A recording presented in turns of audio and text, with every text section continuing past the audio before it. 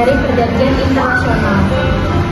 Nama saya Herika Harita Rahiro dan rekan saya. Saya Regen Saputra. Dan saya Regen Prayoga. Nah,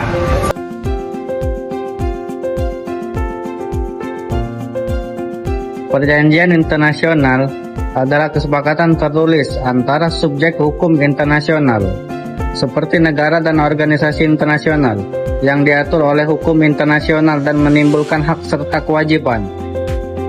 Perjanjian ini sering disebut dengan sebagai istilah seperti traktat, konvensi, fakta, atau piagam. Perjanjian internasional memiliki fungsi penting antara lain: 1. Mengatur hubungan antar negara dalam berbagai bidang, seperti perdamaian, perdagangan, lingkungan, dan hak asasi manusia. 2. Menciptakan kewajiban hukum yang mengikat bagi pihak-pihak yang terlibat. 3. Menyelesaikan sengketa melalui mekanisme yang telah disepakati.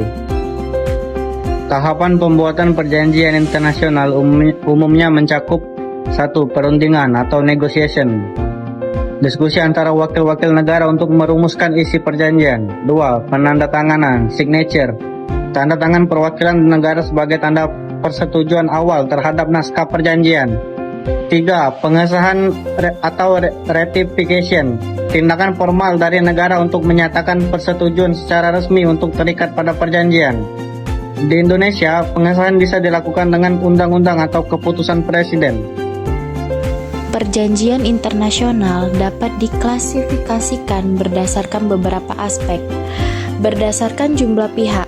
1. Perjanjian bilateral, perjanjian yang dibuat oleh dua pihak atau dua negara atau dua subjek hukum internasional.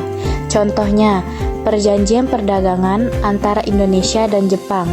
2. Perjanjian multilateral, perjanjian yang dibuat oleh lebih dari dua pihak.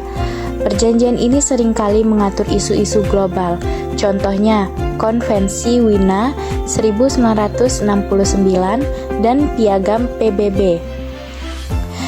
Selanjutnya berdasarkan bentuk dan sifatnya. Pertama, traktat.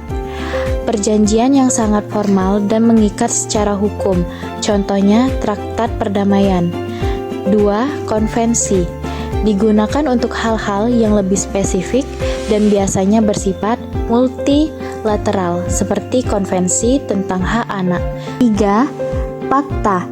Biasanya merujuk pada perjanjian yang bersifat politis atau militer, seperti fakta pertahanan. 4. Piagam. Instrumen yang mendirikan sebuah organisasi internasional seperti Piagam PBB. 5. Memorandum of Understanding. Seringkali dianggap kurang formal dan tidak selalu mengikat secara hukum. Digunakan sebagai kerangka kerja awal sebelum perjanjian yang lebih formal dibuat. Contoh kasus sengketa perjanjian internasional.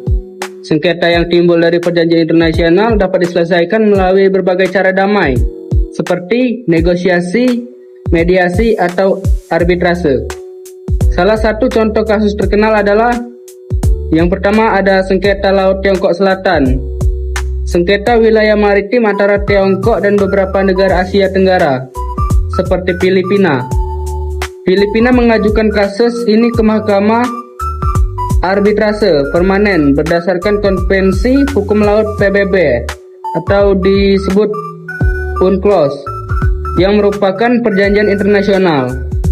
Mahkamah memutuskan sebagai besar klaim Tiongkok tidak memiliki dasar hukum.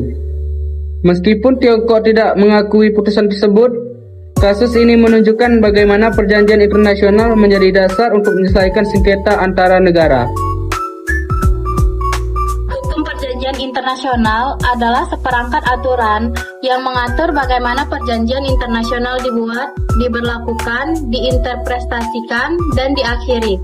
Sumber utama dari hukum ini adalah Konvensi Wina 1969 tentang hukum perjanjian. Meskipun konvensi ini hanya berlaku untuk perjanjian antar negara, banyak prinsipnya dianggap sebagai hukum kebiasaan internasional yang mengikat semua negara.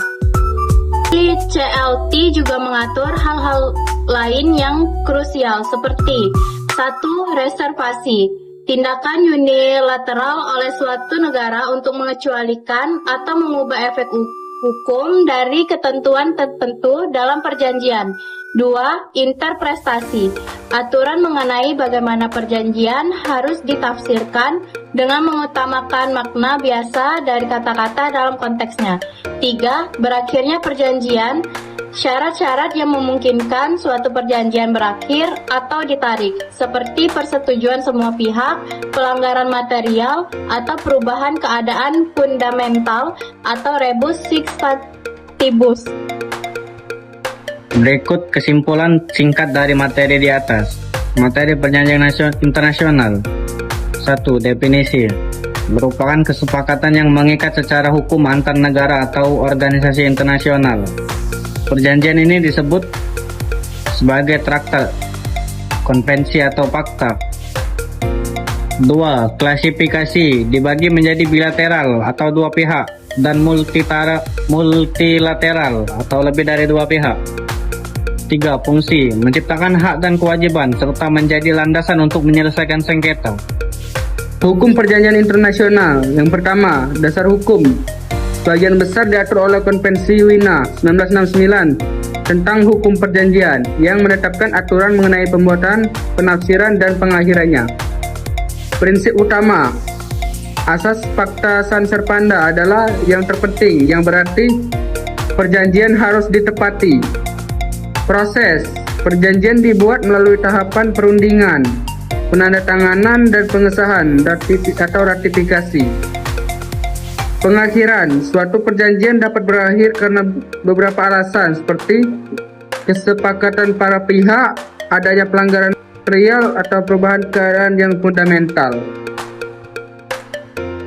Manfaat dari mempelajari perjanjian internasional. 1. Menjaga perdamaian dan stabilitas perjanjian, menyediakan mekanisme untuk menyelesaikan sengketa tanpa kekerasan, seperti melalui arbitrasi atau pengadilan internasional. Kedua, mendorong kerjasama dan membangun ekonomi. Perjanjian perdagangan internasional, seperti yang diatur oleh WTO, memfasilitasi arus barang, jasa, dan modal yang esensial bagi pertumbuhan ekonomi global. Ketiga, melindungi hak asasi manusia, perjanjian HAM, seperti Konvensi Jenewa atau Deklarasi Universal Hak Asasi Manusia. Merupakan komitmen global untuk melindungi individu dari pelanggaran. Keempat, menghadapi isu lintas batas, tantangan seperti perubahan iklim, terorisme, atau pandemi memerlukan kerjasama antar negara yang hanya bisa mewujudkan melalui perjanjian internasional.